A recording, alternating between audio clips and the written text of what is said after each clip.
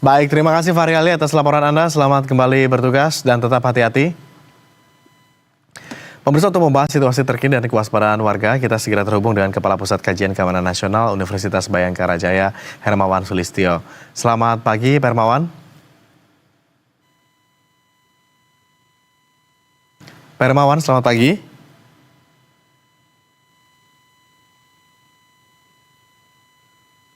Pak Hermawan, kami belum bisa menangkap audio Anda. Kami masih coba menghubungi begitu. Baik, Pak Hermawan, kami sudah bisa menangkap audio Anda. Terima kasih sudah berkenan bergabung sama kami di Berita 1 Breaking News. Bagaimana pandangan Anda, Pak Hermawan, soal penanganan aksi demo yang tampaknya berujung pada perusakan dan aksi anarkistis beberapa waktu lalu? Termasuk tadi malam dan yang terjadi di berbagai wilayah di tanah air ini. Begini, kalau mahasiswa yang bergerak itu tidak pernah melancarkan demo ke lapangan malam. Kenapa? Mereka siang capek, malam itu capek, biasanya hanya untuk ngobrol-ngobrol, ngumpul-ngumpul, tapi tidak menyerang. Nah, ini agak aneh pola yang sekarang ini karena melakukan aksinya malam. Nah, sehingga sangat mudah ditumpangi, sangat mudah ada anak-anak. Kalau pada kasus-kasus di Surabaya, di berbagai tempat yang lain, yang bergerak itu dengan massa cair, khususnya yang anak-anak geng motor. Anak-anak motor itu dengan cepat di Surabaya, saya sedang di Surabaya ini, tadi malam itu masih trek-trekan sampai pagi mereka.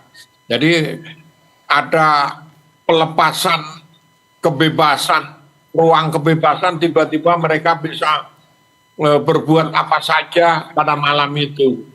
Nah, patung-patung polisi dicopoti segala macam, itu bukan karakter mahasiswa, bukan karakter mahasiswa gitu. Oke.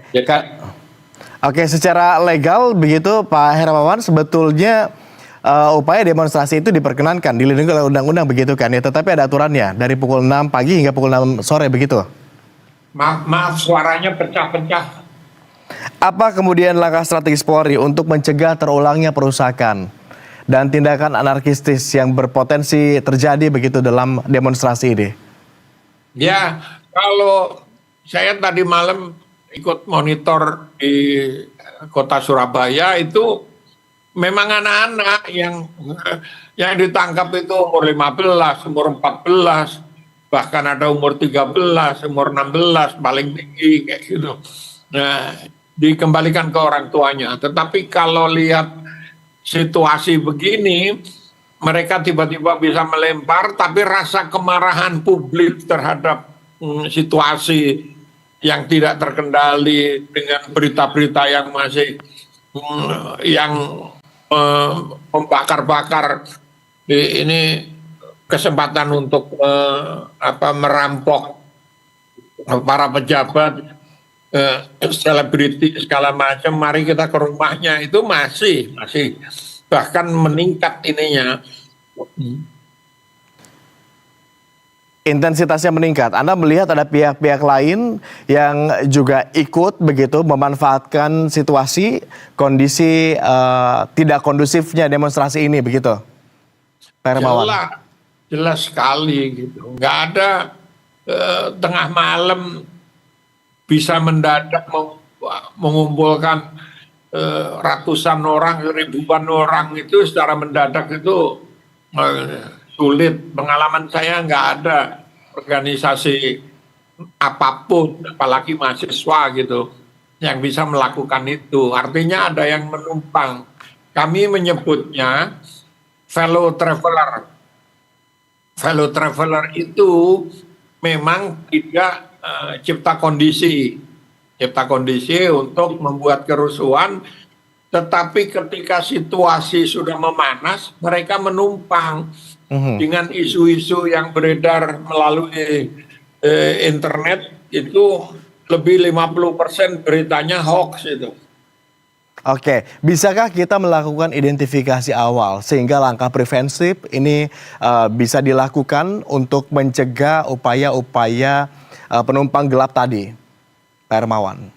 Kalau ada yang bisa dilakukan secara parsial ya, tapi tidak bisa langsung ditangkap orang-orangnya misalnya karena ini nyangkut banyak petinggi kita, banyak tokoh-tokoh nasional kita, punya duit mereka, bagi-bagi duit, segala macam. Itu faktor pertama. Nah, faktor kedua, kalau katakanlah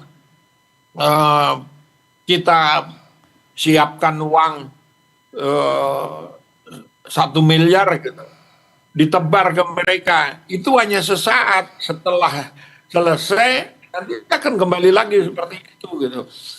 Jadi adu kuat di uang, adu kuat di jaringan gitu. Nah, dan di lapangan harus diketahui gitu. Polisi harus tahu mana yang sifat politis nyantol kemana, mana yang murni mahasiswa. Jadi dipetakan dulu. Karena apa?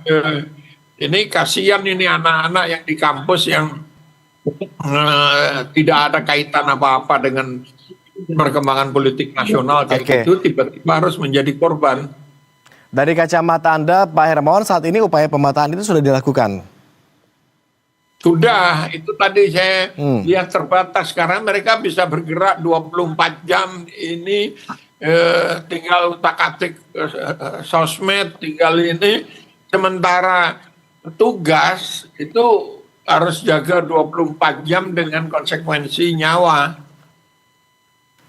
Baik, Pak Hermawan, terima kasih sudah berbagi insight bersama kami di Breaking News. Selamat kembali beraktivitas, Pak Hermawan. Terima kasih. Usai jeda kita akan kembali dengan informasi penting lainnya. Tetap bersama kami pemirsa di Berita 1 Breaking News. Kami kembali sesaat lagi.